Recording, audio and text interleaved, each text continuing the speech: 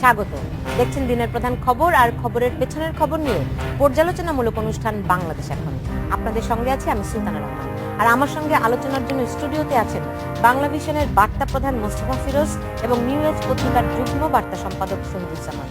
আপনাদের দুজনকেই স্বাগত জানাচ্ছি। মূলত সারাদিন যে খবরগুলো শিরোনাম হয়, আলোচনায় থাকে, সেগুলো নিয়েই আমাদের প্রতিদিনকার নিয়মিত এই আয়োজন। শুরুতে একটু দেখে আসতে চাই যে খবরগুলো শিরোনাম হয়েছে।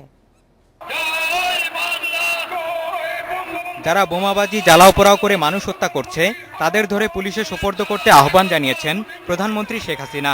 বঙ্গবন্ধুর স্বদেশ প্রত্যাবর্তন দিবস উপলক্ষে সোহরাওয়ার্দী উদ্যানে আওয়ামী লীগের জনসভায় তিনি আহ্বান জানান। জনগণকে জঙ্গিবাদ আর সন্ত্রাসের বিরুদ্ধে রুখে দাঁড়ানোর আহ্বান জানিয়েছেন শেখ হাসিনা। প্রত্যেক পাড়ায় মহল্লায় কোথায় কোথায় সন্ত্রাসীরা আছে, কারা বোমা বানায় আর বোমা মারে, তাদেরকে খুঁজে বের করে পুলিশের হাতে সোপর্দ করে দেন। তাদের বিচার হবে, যুদ্ধাপরাধীদের বিচার চলছে, চলবে, এটা কেউ বন্ধ করতে পারবে না। বাংলাদেশের অর্থনৈতিক অগ্রগতি এগিয়ে যাচ্ছে, এগিয়ে যাবে। ভালোই আছে, মাগনা মাগনা খাবার দাবার পাচ্ছে, সব কিছুই যাচ্ছে। যাবেন কেন? বেশ আরামায়েশে উনি থাকছেন, আর বাংলাদেশের মানুষের উপর বোমা, পেট্রোল বোমা, খুন খারাপি এইগুলি করে যাচ্ছেন। উচ্চ আদালতের দুটি এজলাস কক্ষ থেকে বোমা উদ্ধারের পর আদালত এলাকায় নিরাপত্তা জোরদার করতে পুলিশকে চিঠি দিয়েছেন সুপ্রিম কোর্টের রেজিস্ট্রার। এদিকে চাঁপাইনবাবগঞ্জের মুখ্য বিচারিক হাকিম আদালত ভবন থেকে 4টি ককটেল উদ্ধার করেছে পুলিশ। ঘটনার প্রেক্ষিতে সেখানে ইতিমধ্যেই নিরাপত্তা ব্যবস্থা আমরা জোরদার করেছি। আর ওখানে আরো কোনো নিরাপত্তা ব্যবস্থার ক্ষেত্রে আরো কি কি করণীয় আছে আমরা যেভাবে নিরাপত্তা ব্যবস্থা বর্তমানে দিচ্ছি। পাশের কেল্লাকে যারা নাকি সহায়তা করে এরকম একটা টেলিকমিউনিকেশন, সেটাকে সরকার পাওনার টাকার জন্য পদক্ষেপ নিয়ে বন্ধ করেছে। এই আদালতটাকেই একটু শঙ্কাগ্রস্ত করার জন্য এই কাজটা করা হয়েছে। বিএনপির ডাকা অবরোধের 7ম দিনেও দেশের বিভিন্ন জায়গায় নাশকতা হয়েছে। গাইবান্ধার গোবিন্দগঞ্জে অবরোধকারীদের ছোড়া পেট্রোল বোমা থেকে বাঁচতে বাস থেকে লাফ দেওয়ার পর ট্রাক চাপায় মারা গেছেন একজন। অবরোধের পাশাপাশি ঢাকা ও আশপাশের বেশ কয়েকটি উপজেলায় সকাল সন্ধ্যা হরতাল পালন করেছে 20 দলীয় জোট। অবরোধে আহতদের চিকিৎসার সব ব্যয় সরকার বহন করবে বলে জানিয়েছেন স্বাস্থ্যমন্ত্রী মোহাম্মদ নাসিম। ঢাকা মেডিকেলের বার্ন ইউনিট পরিদর্শনে গিয়ে তিনি একথা জানান। খালেদা জিয়া সন্ত্রাসী কর্মকাণ্ড চালাচ্ছেন অভিযোগ করে তিনি বলেন, এজন্য তার সঙ্গে কোনো আলোচনা হতে পারে না। খালেদা কোনোদিনও এই ধরনের অপকর্ম করে, এই ধরনের হত্যাকাণ্ড চালিয়ে মানুষের মন জয় করতে পারবেই না, কোনোভাবে তার দাবি আদায় করতে পারবে না। কারণ দাবির সঙ্গে জনগণের সম্পর্ক নেই। আমি আমার মেডিকেল কলেজের কর্তৃপক্ষকে নির্দেশ দিয়েছি, বার্ন ইউনিটকে নির্দেশ দিয়েছি, সরকারি খরচে আমাদের ব্যবস্থাপনা সম্পূর্ণভাবে এ রোগীদের চিকিৎসা করা হবে, যে কোনো প্রয়োজনে তাদেরকে সাহায্য করা হবে।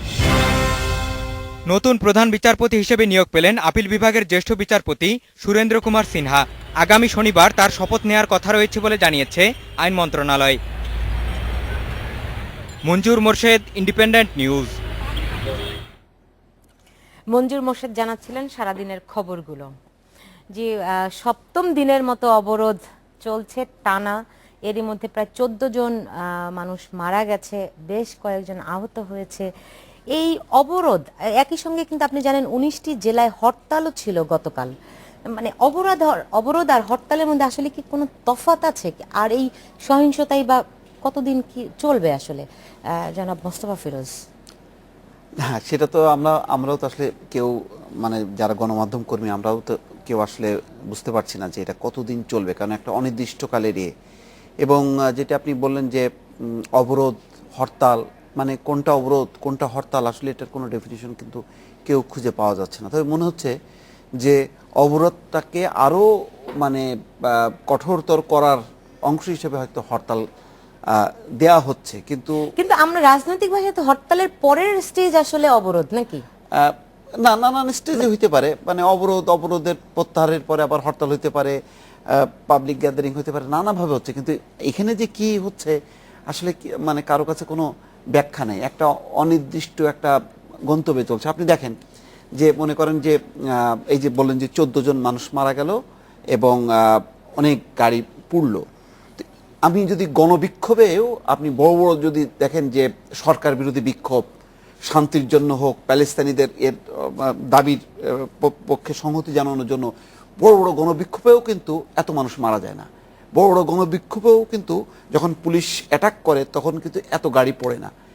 গাড়িগুলি পড়ছে কখন এবং মানুষগুলি পড়ছে কখন? সামনে কিন্তু গণবিক্ষোভ ছাড়াই।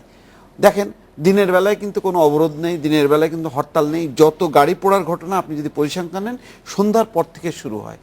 তাহলে এই যে চোরাগুপ্তা অ্যাটাকের মধ্য দিয়ে অবরোধটাকে কন্টিনিউ করা, এটা মানে কতখানি রাজনৈতিক মানে একটা মানে কার্যক্রমের সাথে সঙ্গতিপূর্ণ সেটা নিয়ে কিন্তু প্রশ্ন রয়েছে। মানুষও মারার ঘটনাগুলোও দেখেন, এমন না যে পুলিশ আর অবরোধকারীদের সাথে সংঘর্ষের মধ্য দিয়ে মানুষ মারা গেল, তা না, হচ্ছে পেট্রোল বোমা ছোড়ার মধ্য দিয়ে, বিভিন্ন ধরনের আগুনে, মানে আপনাকে যখন অন্ধকার থেকে এসে আক্রমণ করবে তখন তো আপনার আসলে কোনো উপায় কিছু করার থাকে না। না। আমি আজকে আস্তে আস্তে কিন্তু রাস্তার চারিপাশে অনেকগুলি গাড়ি এমনি পার্ক করা দেখলাম, তো আমি চিন্তা করলাম আমিও তো নেমে 2-3 জন নেমে তো গাড়িটা ধরাই দিতে পারি, ধরাই দিয়ে মিডিয়াকে জানাই দিলাম আর কি যে মানে পুড়লো। এটা পুড়লো যে কিসে পুড়লো?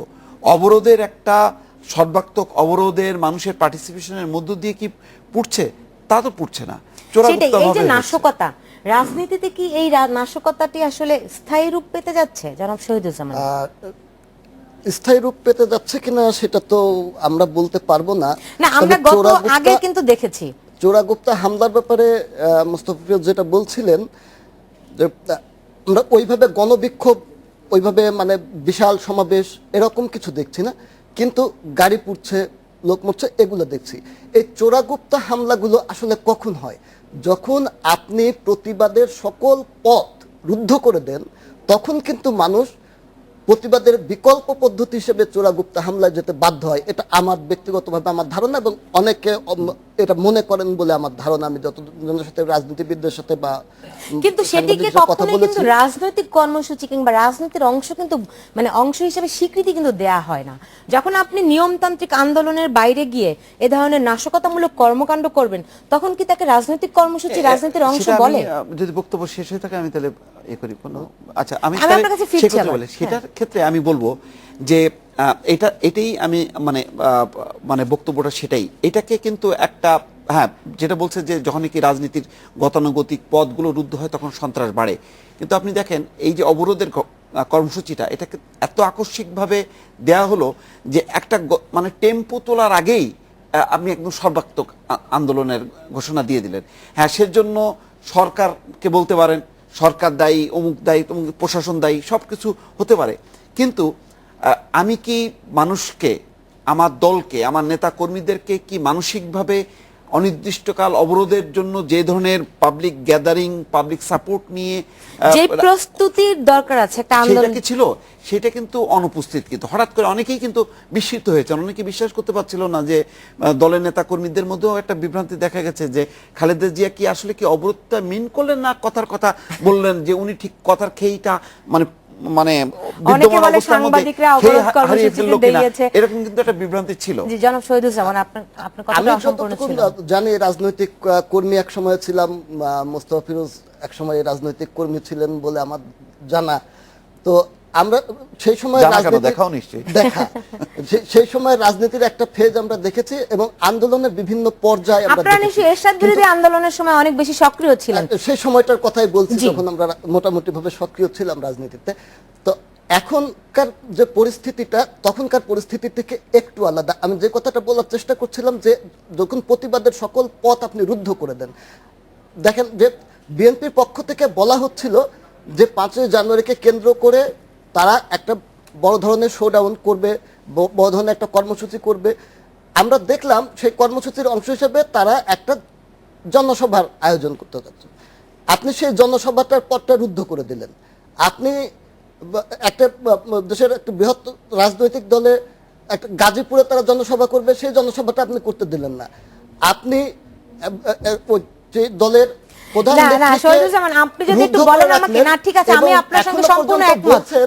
যে তাকে অবরুদ্ধ করে রাখা হয় নাই, তখন প্রতিবাদের আর কোনো ভাষা তো আপনি আমাকে একটু বলেন, আমি একটুখানি প্রশ্নটি করে নেই। সেটি হচ্ছে যে আপনারা যখন এরশাদ বিরোধী আন্দোলন করেছিলেন, এরশাদ সরকার কি আপনাদের জন্য উন্মুক্ত করে রেখেছিল যে আপনারা আসুন আন্দোলন সংগ্রাম করুন? তখনও কিন্তু আপনাদের পথ রুদ্ধ ছিল। আমি এই বিষয়টি নিয়েই ফিরবো, তার আগে নিচ্ছি মাত্র 40 সেকেন্ডের একটি বিরতি।